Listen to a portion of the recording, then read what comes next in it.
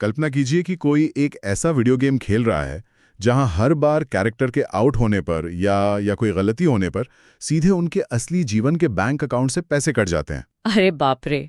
मतलब हर गलत चाल पर उनका असली वॉलेट हल्का हो जाता है। बिल्कुल। और ये कोई विज्ञान कथा या साइंस फिक्शन नहीं है। ये दुनिया भर के लाखों ट्रेडर्स के लिए हर दिन की वास्तविक सच्चाई है। सही कहा। आमतौर पर जब वित्त, निवेश या ट्रेडिंग की बात आती है तो हमारे दिमाग में एक बहुत ही स्पष्ट और गणितीय छवि बनती है। ऐसा लगता है जैसे कि पूरी तरह से तर्क और आंकड़ों पर आधारित कोई इंजीनियरिंग की समस्या है ना। हाँ, चार्ट्स, नंबर्स, बस यही सब। लेकिन आज के हमारे स्रोत और नोट्स एक बिल्कुल अलग और कह सकते हैं डरावनी कहानी बयां करते हैं। तो चलिए इसे समझते हैं। बिल्कुल। आज के हमारे इस गहन विश्लेषण का मिशन ये खोजना है कि जब ट्रेडर्स को नुकसान होता है तो वे उस हार से उभर क्यों नहीं पाते। ऐसा क्यों होता है कि बेहद समझदार, तार्किक और शांत स्वभाव वाले लोग भी स्क्रीन के सामने एक बुरे दिन में अपना सारा कॉन्फिडेंस और अपना पूरा पैसा गवा देते हैं। ये बहुत ही दिलचस्प सवाल है और मैं बताना चाहूंगी कि ये एक ऐसा विषय है जो केवल शेयर बाजार के चार्ट्स तक सीमित नहीं है। स्रोत इस बात पर जोर देते हैं कि ट्रेडिंग एक इंसान के मनोविज्ञान का सबसे कच्चा और वास्तविक लिटमस टेस्ट है। Litmus test? हाँ, मतलब जब स्क्रीन पर नुकसान का वो लाल रंग चमकता है ना, तो वो केवल एक वित्तीय घटना नहीं रह जाती, वो एक गहरा मानसिक आघात बन जाता है।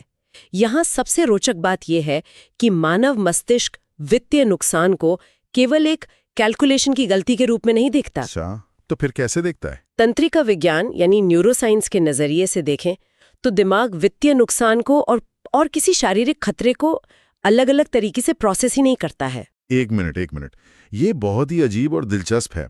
मतलब अगर किसी के पोर्टफोलियो में गिरावट आ रही है तो उनका दिमाग उसे एक भौतिक खतरे की तरह देख रहा है। एकदम सही समझे आप। क्या दिमाग एक लाल कैंडलस्टिक और मान लीजिए एक जंगली जानवर के हमले में कोई फर्क नहीं कर पाता? जी हाँ, बिल्कुल नहीं कर पाता। ये तंत्रिका स्तर पर काम कैसे करता है? विकासवादी दृष्टिकोण से देखें तो हमारा दिमाग लाखों सालों से इसी तरह प्रोग्राम किया गया है।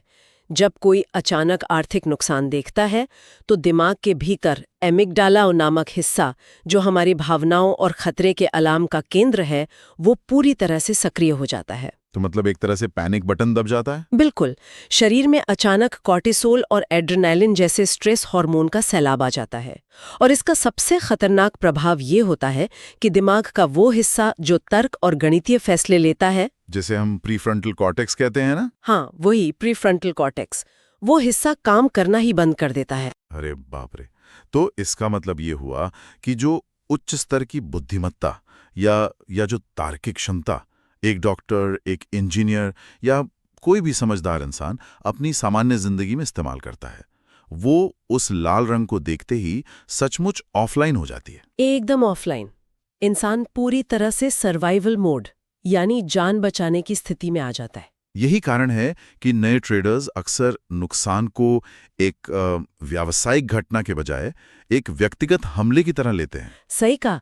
वे उस नुकसान को अपनी पहचान या आत्मसम्मान से जोड़ लेते हैं। अगर हम इसे भावनाओं के चक्र से जोड़ें तो स्रोत बताते हैं कि इस सर्वाइवल मोड के चालू होने के बाद 4 बहुत ही स्पष्ट और खतरनाक प्रतिक्रियाएं होती हैं। हाँ, वो 4 प्रतिक्रियाएं जो इंसान को और भी गहराई में धकेल देती हैं।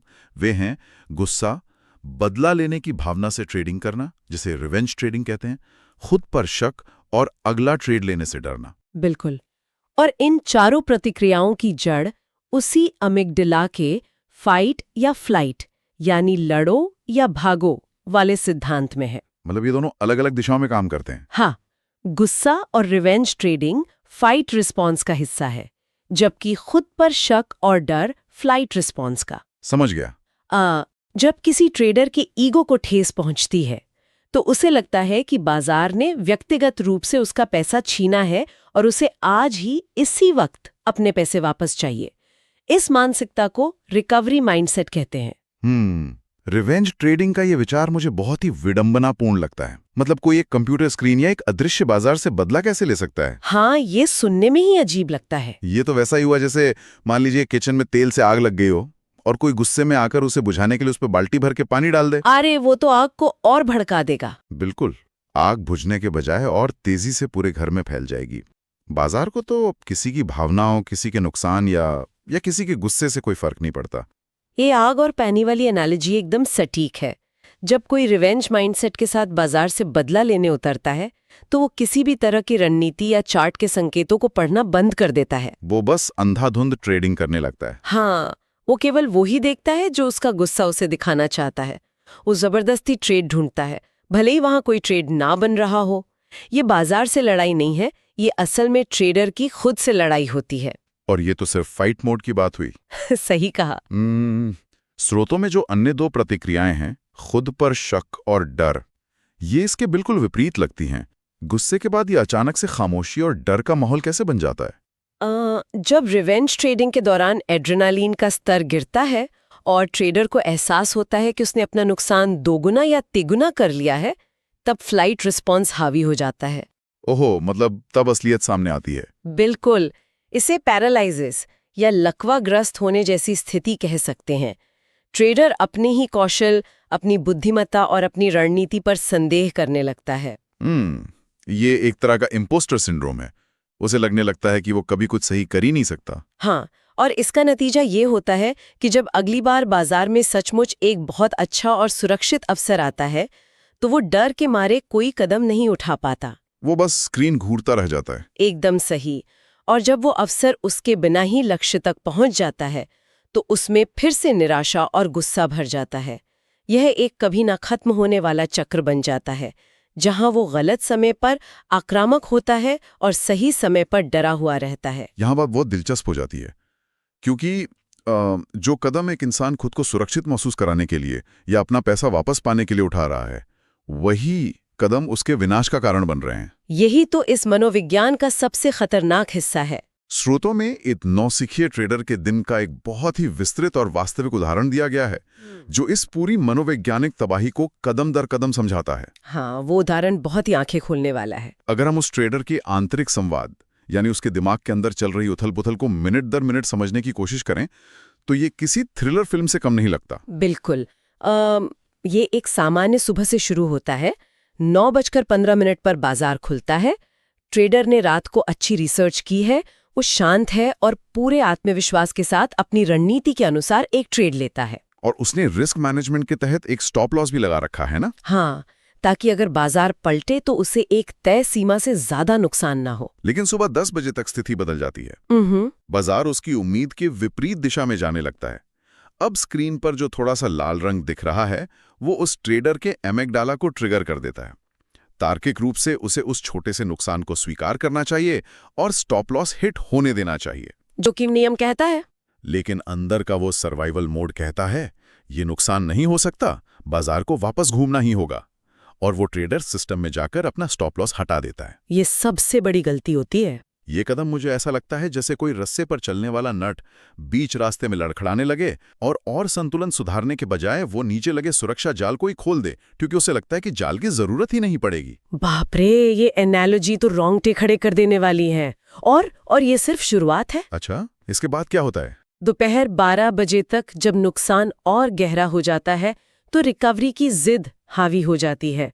वो सोचता है, अगर मैं अब अपना लॉट साइज 2 गुना कर दूं तो बाजार का एक छोटा सा बाउंस बैक ही मेरा सारा नुकसान कवर कर देगा। मतलब वो गणित के सहारे अपनी भावनाओं को सही ठहराने की कोशिश कर रहा है। बिल्कुल, लेकिन असल में वो एक दलदल में संघर्ष कर रहा है। वो अपना जोखिम 2 गुना कर रहा है, जबकि उसका तार्किक दिमाग पूरी तरह से बंद है। और फिर दोपहर के 3 बजते बजते स्क्रीन पर नुकसान इतना बड़ा हो जाता है कि वो असहनीय हो जाता है। हाँ, और अंततः जो दिन एक छोटे प्रबंधनीय नुकसान के साथ खत्म हो सकता था, वो पूरे ट्रेडिंग अकाउंट के खाली होने पर समाप्त होता है। जिस टूल को उसे बचाने के लिए डिजाइन किया गया था, यानी स्टॉप लॉस, उसने उसी टूल को अपनी भावनाओं के दबाव में फेंक दिया। अगर हम इसे व्यापक संदर्भ से जोड़ें तो इस कहानी से एक बहुत बड़ा सबक मिलता है कि रिस्क मैनेजमेंट आखिर है क्या।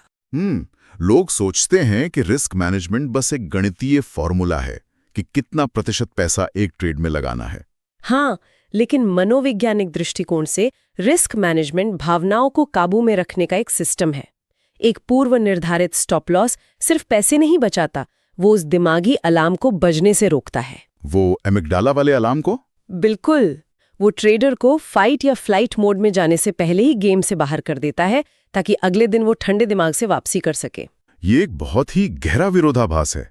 जो नौसिखी ट्रेडर्स होते हैं वो हार से बचने के लिए इतने बेताब होते हैं कि वे खुद अपनी सबसे बड़ी हार का कारण बन जाते हैं। यही विडंबना है इस खेल की। ये हमें इस चर्चा के एक और महत्वपूर्ण पहलू की ओर ले जाता है, पेशेवर ट्रेडर्स और नौसिखिए ट्रेडर्स के बीच का अंतर। स्रोत बताते हैं कि पेशेवर ट्रेडर्स भी नुकसान उठाते हैं, कभी-कभी बहुत बड़े नुकसान, लेकिन वे शांत रहते हैं। हाँ, उनके लिए नुकसान कोई व्यक्तिगत विफलता नहीं है, बल्कि ये बस व्यवसाय का एक हिस्सा है। वे दीर्घकालीन सफलता पर ध्यान केंद्रित करते हैं। लेकिन मुझे यहाँ थोड़ा विरोध दर्ज करना होगा, या कहूँ तो एक व्यवहारिक सवाल उठाना होगा। हाँ, जरूर पूछिए। किताबों में पढ़ना या चर्चा करना बहुत आसान है कि शांत रहें और प्रक्रिया पर भरोसा करें, लेकिन जब स्क्रीन पर किसी की मेहनत की कमाई, जो शायद महीनों की बचत हो, वो 1 मिनट में सुहा हो रही हो, तो कोई मशीन की तरह तटस्थ कैसे रह सकता है? ये इंसानी फितरत के बिल्कुल खिलाफ लगता है। ये एक बेहद स्वाभाविक सवाल है। कोई भी जन्म से ऐसा नहीं होता जिसे पैसे डूबते हुए देखकर कुछ महसूस ना हो। पेशेवर लोग कोई रोबोट नहीं होते जिनकी भावनाएं मर चुकी हैं। तो फिर वो कैसे कर लेते हैं सब? फर्क सिर्फ उनके नजरिए में होता है, जो अनुभव और बार बार के अभ्यास से आता है। वे परिणाम पर ध्यान केंद्रित करने के बजाय प्रक्रिया पर ध्यान केंद्रित करने के लिए खुद को ट्रेन कर लेते हैं। तो ये प्रक्रिया पर ध्यान देने का असल में क्या मतलब है? क्या वे नुकसान को पूरी तरह से अलग नजरिए से देखते हैं? इसे ऐसे समझा जा सकता है, अगर कोई एक कपड़े की दुकान चलाता है तो उसे हर महीने दुकान का किराया और बिजली का बिल देना पड़ता है। हाँ, वो तो फिक्स्ड खर्च है। वह दुकानदार महीने के अंत में किराया देते वक्त रोता नहीं है या बिल्डिंग के मालिक से बदला लेने की कोशिश नहीं करता। उसे पता है कि यह व्यापार करने की लागत है, कॉस्ट ऑफ डूइंग बिजनेस। बिल्कुल। इसी तरह पेशेवर ट्रेडर के लिए एक स्टॉप लॉस का हिट होना या एक छोटा नुकसान उठाना ट्रेडिंग के व्यवसाय का किराया है। यह कोई हार नहीं है, यह बाजार में बने रहने की फीस है। ये एनालॉजी सब कुछ स्पष्ट कर देती है। वे नुकसान को व्यक्तिगत हमले के रूप में नहीं, बल्कि किराए के रूप में देखते हैं। एकदम सही। नौसिखिया ट्रेडर हर ट्रेड में सही साबित होना चाहता है। उसकी ईगो इस बात पर टिकी होती है कि उसकी भविष्यवाणी सच हुई या नहीं। लेकिन पेशेवर ट्रेडर सही साबित होने की परवाह नहीं करता। उसे पता है कि 10 में से 4 बार वो गलत होगा, और ये पूरी तरह से ठीक है जब तक कि वो अपनी प्रक्रिया और नियमों का पालन कर रहा है। बिल्कुल। और जब इस बात को गहराई से स्वीकार कर लिया जाता है कि नुकसान होना अपरिहार्य है, कि ये होगा ही, तो उस एमिगडाला को ट्रिगर करने वाला वो सरप्राइज एलिमेंट खत्म हो जाता है। हाँ, जब कोई अप्रत्याशित खतरा नहीं होता तो कोई घबराहट भी नहीं होती। तो इस सब का क्या मतलब है? अगर कोई इस भावनात्मक रोलर कोस्टर में फंस चुका है और बाहर निकलना चाहता है, तो क्या किया जा सकता है? स्रोतों ने इस दलदल से बाहर आने के लिए कुछ बहुत ही ठोस और व्यवहारिक समाधान दिए हैं। पहला कदम तो वही है जिस पर हमने अभी चर्चा की, स्वीकृति। नुकसान को दुश्मन के बजाय एक अनिवार्य साथी के रूप में स्वीकार करना। ये पहला और सबसे जरूरी कदम है। जब तक कोई व्यक्ति नुकसान के विचार से ही डरता रहेगा, वो हमेशा रक्षात्मक और घबराई हुई स्थिति में रहेगा। हार को गले लगाना सीखना होगा। और जो दूसरा समाधान स्रोतों में बताया गया है, वो बहुत ही तकनीकी लेकिन जीवन रक्षक है।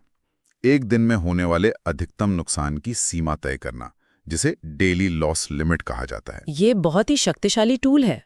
इसे समझने के लिए हम घर के मेन स्विच बोर्ड में लगे सर्किट ब्रेकर या एमसीबी का उदाहरण ले सकते हैं।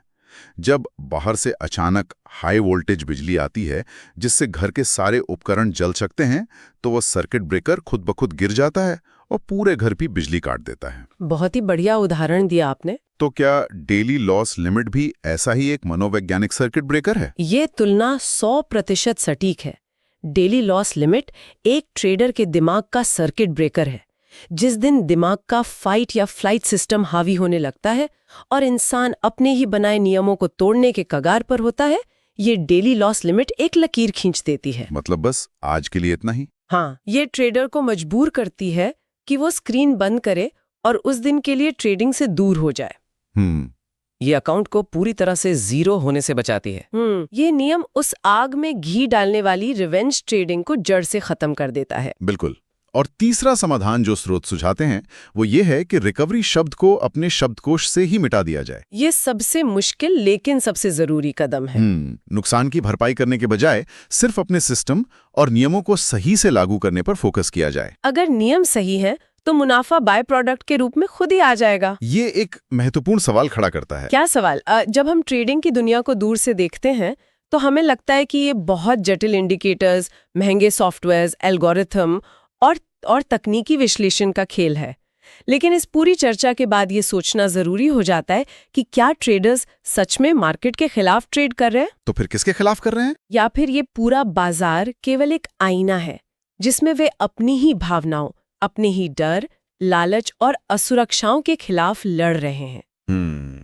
ये बहुत ही गहरी बात है। रिस्क को मैनेज करने का असली मतलब बैंक बैलेंस को मैनेज करना नहीं है, बल्कि यह सीखना है कि अपने दिमाग के रसायनों और अपने आवेगों को कैसे अनुशासित किया जाए। ये एक शानदार निष्कर्ष है। पूरे विश्लेषण का निचोड़ यही है कि सबसे बेहतरीन ट्रेडिंग रणनीति कोई जादुई चार्ट पैटर्न नहीं है, बल्कि भावनात्मक नियंत्रण है। एकदम सही। कोई भी सॉफ्टवेयर तब तक किसी का पैसा नहीं बचा सकता जब तक कि वह व्यक्ति मानसिक रूप से खुद को बचाने के लिए तैयार ना हो।